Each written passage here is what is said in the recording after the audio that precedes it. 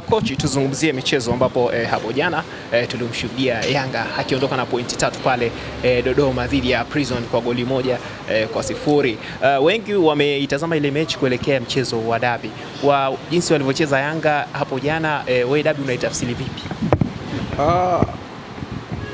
Azam kwa Yanga ni last born wa kishua mwenye ujasiri wa yatima. Last born wa kishua mwenye ujasiri wa yatima, kwa maana hakujawahi kuwa na mechi nyepesi Yanga Africans dhidi ya Azam. Hakujawahi kuwa na mechi nyepesi Azam dhidi ya Yanga Africans. Imekuwa ni mechi ngumu yenye historia ya ushindani.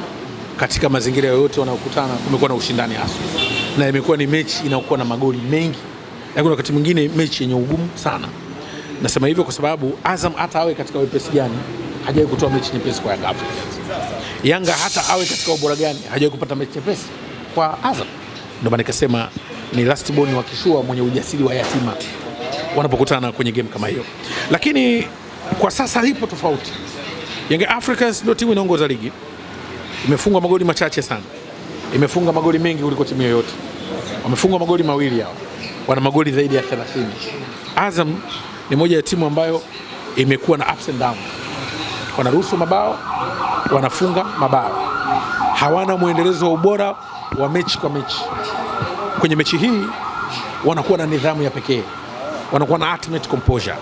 Lakini zaidi naitazama hii mechi katika sura nyingine sana, sababu hii mechi ni mechi ya maamuzi kwa Azam, kwa maana kujihakikishia namna gani wanaweza kukusanya alama waendelee kubaki kwenye top 4, lakini mechi ya maamuzi kwa Yanga kuendelea na mbio zao nzuri za ubingwa ili waendelee kutengeneza gap kubwa kama hawatapoteza hii mechi au wakapata sare. Lakini nini ambacho nakitazama kwenye mechi? Mechi hii ina sura tofauti kwenye eneo moja. Yanga wako kwenye form sahihi sana. Azam wanapanda na kushuka, japo rekodi hiyo haiondoi ushindani wa mechi kwenye kucheza. Sasa nini nataka kusema? Yanga na Azam kuna vitu wanafanana na kuna vitu wanatofautiana. Lakini Yanga hii bila Pacome ni kama Pawatila. Yanga bila Pacome? Yanga bila Pacome ni Pawatila. Yanga bila Pacome ni Pawatila. Haina kasi lakini inabeba mzigo. Wanafunga magoli lakini unagundua kuna kitu kinapungua eneo la mwisho kwenye ufanisi katika kushambulia. Na haswa ni ile uwezo binafsi katika kuisaidia timu kwenye mashambulizi. Sasa kuelekea huu mchezo, Yanga Africans wanakwenda kushambulia kwa utulivu, kwa kutegemea nguvu ya depth na flow ya mechi. Bahati mbaya makocha wawili Ibenge pamoja na Pedro ni makocha ambao wanacheza soka la moja kwa moja. Wanasubiri kukushambulia kwenye nafasi ambazo unaziacha. Sio makocha ambao wanaitengeneza timu iwe na kujilinda na mpira zaidi, kwa maana wanatawala mchezo kwenye eneo kubwa la kiwanja. Wao wanacheza kwa nyakati. Sasa mbaya ya staili ya kucheza kwa nyakati, tafsiri yake wakati mwingine inaifanya timu icheze katika mazingira ambayo mnaweza mkaruhusu kushambuliana kwa hatari. Kwa hiyo ni mchezo ambao nauona upo katika ugumu. Licha ya kuona mchezo ni mzuri sana, lakini kuna watu wamekuja wakimwongelea sana huyu kocha, ni kwamba vile of course ana uwezo mzuri, ila ni kama vile ana mbinu za kiuoga. Sasa akikutana na mechi kubwa, tukiangalia mechi yake dhidi ya Simba hapo juzi tu hapo alikuwa anashambuliwa sana. Uone kama ukikutana hawa Azam ambao pia wamekuwa bora sana kwenye swala la ushambuliaji itakuwa ni ngumu kiasi. Coach Pedro sio kocha ambaye anaijenga timu katika misingi ya kutawala mchezo kiwanjani na kucheza pasi nyingi. Yeye ni coach ambaye anaijenga timu yake kupiga pasi chache, kwenda kufunga na kujilinda zaidi. Kwa hiyo sio kocha ambaye kwenye macho akakutamanisha kuona unachokitamani. Kwa hiyo ni sawa na mtu ambaye anapika biriani kwa mchele wa kawaida, sio basmati. Sasa ukitamani basmati wakati biriani imepikwa na mchele wa kawaida, lazima itakuwa tofauti kidogo. Ndicho ambacho nakiona kwa Pedro. Lakini makocha wengine waliopita Young Africans walikuwa ni makocha ambao wanaitengeneza timu kujilinda na usalama ikiwa na mpira na kujilinda bila mpira. Kwa hiyo walichokiongeza wao ni wachezaji wao kimbia kilomita nyingi kiwanjani. Wana sprint all over the pitch, defensively na offensively. Sasa bahati mbaya Pedro, yeye wachezaji wake wana sprint offensively kwa uchache, lakini kwenye nafasi ambazo zinakuwa wazi wakikimbia sana kwenda kwa washambuliaji, hasa kutumia counter attack zaidi.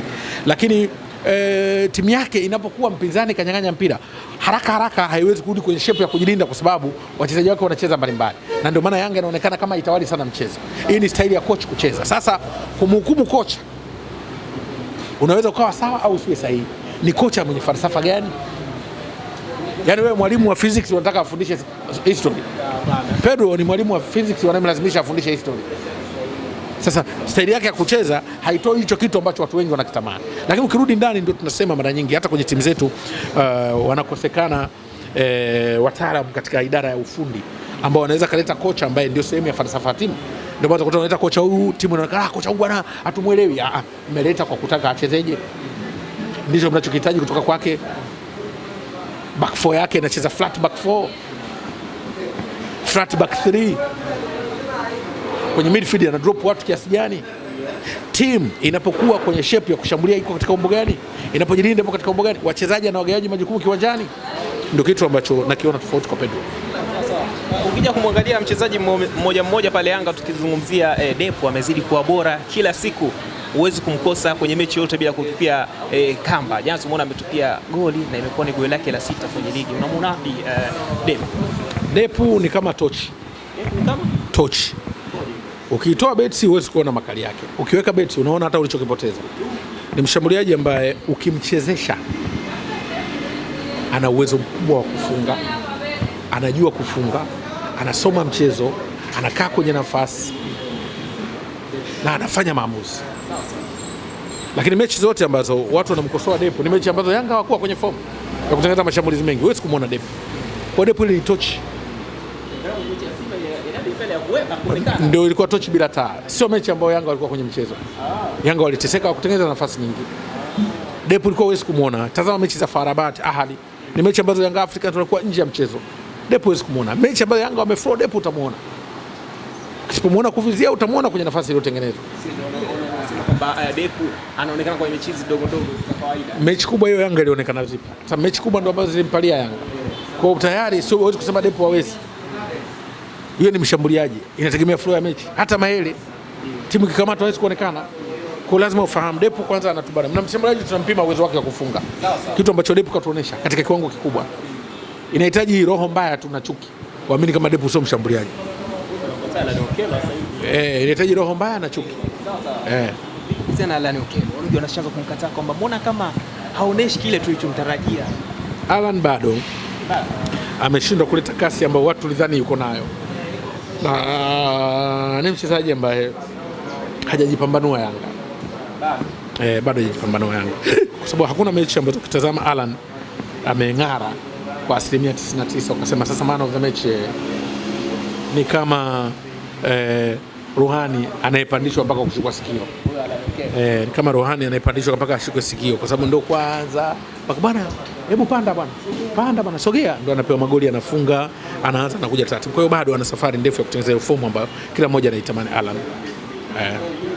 Yetu ukija kuangalia baada ya jana Yanga kushinda pia msimamo umepostiwa na kumuonesha nyama mkali yupo nafasi ya 4 pale. Unamuona akifika wapi?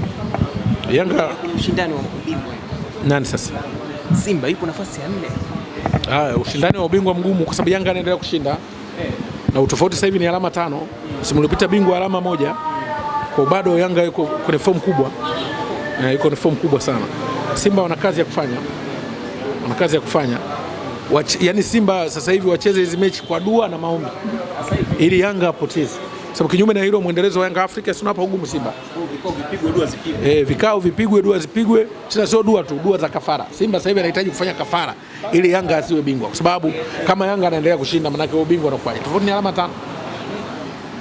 Simba anahitaji kafara. Yanga asishinde kafara na mashine za propaganda kama inavyoendelea. Inakuwa ngumu sana, Lakini mjinio na wachezaji bora kule. Wameanza kutengeneza timu, wameanza kupata wachezaji wazuri, lakini bado siwezi kusema timu nzuri. Timu nzuri ni matokeo kaka. Timu nzuri matokeo sawa. Ukisema na timu nzuri kikombe kiko wapi? Kama ukisema Simba hii nzuri kama itakuwa nafasi ya 3, Simba ya msimu uliopita ilikuwa bora kuliko Simba hii. Ilikuwa nafasi ya 2 na ilifika shirikisho finali. Kwa hiyo Simba hii tutasema timu nzuri mpaka tuone wamefikia hatua gani. Sababu ubora wa Simba ni kikombe cha NBC. Kinyume na hilo kudanganyana tukufarijiana atakuwa. Simba bora ichukue ubingwa wa NBC. Kinyume na hilo ni kuwadanganya na kuwafariji. Tutaanza kusema fulani kasajiliwa mzuri, haiwezekani. Simba bora ni ubingwa NBC basi. Simba bora ubingwa CRDB basi. Kinyume na hilo kudanganyana, kwa sababu Simba ya msimu uliopita ilikuwa fainali shirikisho ikawa nafasi ya pili. Simba hii kama itakuwa nafasi ya tatu ni wamefeli kwenye msimu. Iko hivyo. Sasa ukija kuangalia hao mnyama mkali, kuna hizi tetesi ambazo zimekuwa zikiendelea kuhusiana na waamuzi wetu haswa kwenye mechi za Simba wamekuwa wakibezwa sana, ni kama vile wanaibeba sana Simba. Juzi tumeona wameshinda pale, ilikuwa ni goli 2 zile wameshinda, lakini goli la pili wanasema ilikuwa ni offside, na pia vile vile Singida walinyimwa eti penalti zao. Waamuzi wetu ni mgonjwa asiyemeza dawa, hawezi kupona. Mgonjwa asiyemeza dawa hawawezi kupona. Mgonjwa waamuzi sisi marefari ni mgonjwa asiyemeza dawa, hawezi kupona, kwa sababu tulipofikia na walipotufikisha tumeshindwa kutatua tatizo lao. Ni kama wanafanya kusudi, lakini ndio uwezo wao. Kwa hiyo inatupa ugumu kujua timu inakwenda wapi, na uwezi kujua hii mambo itakoma lini. Huo ndio udhaifu wa waamuzi wetu. Kuna shida kubwa pale. Sio shida tu, tuna tatizo, na shida inaweza kaisha. Hili ni tatizo kutoka kwa mamlaka za mpira, tatizo kwa uwezo wa waamuzi, tatizo mpaka wadau wa mpira. Tumeshindwa kutafuta majibu ya waamuzi. Tuleta VAR haijawahi kutumika, tumeleta kutoka nje, tunaona hatutoshi. Wakwetu wakutuchezesha wanatukaraisha. Kwa ni mgonjwa ambaye amezi dawa, hawezi kupona waamuzi hao. Lazima tutafute dawa yake, na akimeza yeye namtibia, sio kama dawa tofauti na vipimo. Unazona dawa zikatibia kweli? Amezi dawa sasa anaponaje? Hawamezeshwi kwa sababu wanahitaji kumezeshwa dawa. Hiyo ndio shida ya waamuzi wetu. Wengi wanasema kwamba tusilaumu sana waamuzi, turuke wahusika wenyewe ambao wanaongoza hao waamuzi, kwa maana TFF au kwa maana bodi. Tatizo lipo katika muktadha mzima wa mpira wa nchi, kwa maana kwa viongozi na kuona tatizo. Ndio unapokuwa na tatizo alafu aliishi wewe mwenyewe tatizo. Kwa tatizo la waamuzi linaanzia TFF. Haina maana waamuzi hawafanyi makosa hata kwa wenzetu, lakini yanapungua. Hata yakifanyika hamshangai. Mnaona tu bwana, hii imetokea rekebisho. Lakini sisi waamuzi wetu tunatarajia watatufanyia makosa na wanafanya. Hata walioweka hamna kitu. Na unasikia kazi kutishana. Sasa hatuwezi kutatua tatizo la waamuzi kwa kutishana polisi. Tatizo la waamuzi ni la kimkakati, ni mtambuka. Lazima lipewe uzito wa juu. Na hicho kitu ambacho hakifanyiki, ndio maana waamuzi wetu wanakuwa na matatizo ya kudumu. Hebu niwekee hii sawa kuhusiana na hii Yanga na bodi ya ligi. Wengi wanasema kwamba siku hizi Yanga, tena sio siku hizi, ni siku zote Yanga unakuwa kama bodi ya ligi. Yaani wao ndio wanakuwa kama wanaongoza bodi ya ligi, wametawala sana mpira. Kwa nini? Kwa sababu ipi? Kwa sababu Yanga juzi walikuwa na madai ya wazi, na sio madai tu, mwenye haki ya kutangaza mchezo unachezwa wapi kikanuni ni timu mwenyeji baada ya consultation ya bodi ya ligi. Lakini bodi ya ligi pia ana nafasi ya kuhamisha mchezo kwa sababu anazoona zinafaa. Ndio kilichofanyika mechi ya juzi. Sasa unamlaumu vipi Yanga ambaye yeye maelekezo yanatoka kwa bodi ya ligi mwenye ligi yake? Mwenye ligi yake sio Tanzania Prisons, ni bodi ya ligi. Bodi ya ligi akiendorse yale maelezo ya Tanzania Prisons siwezi kubisha. Hakuna. Sasa nafuatia Yanga ndo alipanga mechi ichezwe Dodoma, alitangaza mechi Dodoma Yanga. Hapana. Tusome kanuni ili tuepushe mambo ya ICC haya. Na tuache kuwa sehemu ya kutaka kutafutiana. Unajua tumetengeneza nchi ambayo watu wanataka timu ipoteze ubingwa kwa hila za watu, sio uwezo kiwanjani. Yanga wametengeneza timu yao kiwanjani. Nje ya uwanja wako sawa na ndani ya uwanja wako sawa. Timu zingine zimeinvest nje ya uwanja. Timu zingine yaani ukiachana Yanga. Ukiondoa Yanga, timu zingine zote zimeinvest nje ya uwanja. Ndani ya uwanja hamna kitu. Sababu kama wewe unatoa sare wanakubunda watu, unashindaje? Hii ligi imeanza Simba sasa wanaongoza. Alama zimepotelea wapi? Sasa hivi nguvu imeinvestiwa nje ya uwanja. Propaganda kibao, mashine za propaganda zimetawala. Kinachokosti ni nini? Propaganda nyingi. Sasa hivi nchi yote hii tunakubaliana ligi yetu inapangwa matokeo. Lakini anayeongoza magoli nani? Sio Depo. Depo anacheza wapi? Yanga Africans. Goli la jana lina maneno. Juzi tumeshuhudia mechi ya Singida na Simba. Singida na Simba mechi inakuwa ngumu kwa sababu wanafanana viwango. Wanaendana. Yaani Singida na Simba mechi inakuwa ngumu, wanafanana viwango. Sio eti kwa sababu Singida anamkamia Simba, sio kweli. Viwango vinaendana. Vinaendana. Azam na Yanga mechi inakuwa ngumu, wanatufanana viwango. Unaona mara nyingi. Sasa Singida na Simba wanafanana viwango, ulitegemea mechi iweje? Mechi jana wanacheza kabisa, unagundua mechi hao wanafanana viwango juzi. Kwa hivyo. La mwisho la kumalizia sasa, kuna watu walikuwa kibeza sana kuhusiana na ile kadi ya Feitoto bwana. Wanasema Feitoto alipewa kadi nyekundu kwa mechi ya katikati, ilikuwa ni ya Pamba ile pale, lakini tumeona mechi iliyofuatia alicheza na nyingine pia alicheza. Si adhabu iliisha? Mechi ni mbili, zilivuka mechi mbili. Adhabu iliisha ya Faisal. Adhabu ya kanuni. Sasa kadi mtu unapewa kadi nyekundu unapata mechi 6. Adhabu ilikwisha. Adhabu ilikwisha.